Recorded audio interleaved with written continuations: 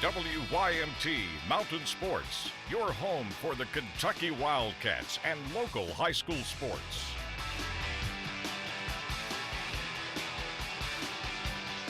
Good morning to you. The Baseball Cats will open the SEC baseball tournament today in Hoover, Alabama against Auburn. The Cats a 9 seed, Auburn the 8 seed. This is the single elimination round. Winner advances to play 1-seeded LSU. UK making its 4th straight trip to Hoover, tying a school record. Every year the biggest topic of discussion deals with the size of Hoover Met Stadium. It's a canyon compared to many parks in the SEC, but that means it's pitcher friendly, right? There's more space there. There's no question. It's more of a pitcher's ballpark than some of the others in the league, and so that tends to early on in the tournament provide for some quicker, low-scoring games. Now, it doesn't always go that way, and you can't predict the future, but there are times when it's hard to score there, and if the wind shifts where it's blown in and at all, it makes it really hard to get a ball out of there. What I've found over the years, and I've been there, several times, is that it's really advantageous to throw a lot of strikes early on. Don't be giving away outs and don't be giving away free bases. And if you can do that, then you get a chance to stay in the game and win a game.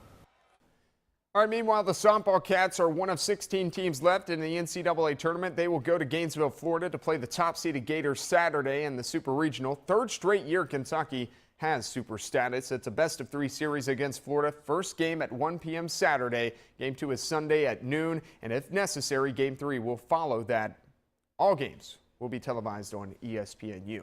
Well, the front-runner for 14th Region Player of the Year and perhaps a Mr. Basketball candidate next year will no longer be balling in the mountains. Perry Central junior Braxton Beverly will leave and play his senior season at Hargrave Military Academy in Virginia. The now former Commodore averaged 26 points, 7 assists this past season. He led the Commodores to the 14th Region title as a 7th grader. Brax has 10 Scully offers, including ones from Western Kentucky, Samford, Miami of Ohio, Belmont, Ball State, and Cleveland State. I sat down to talk with him yesterday about his decision.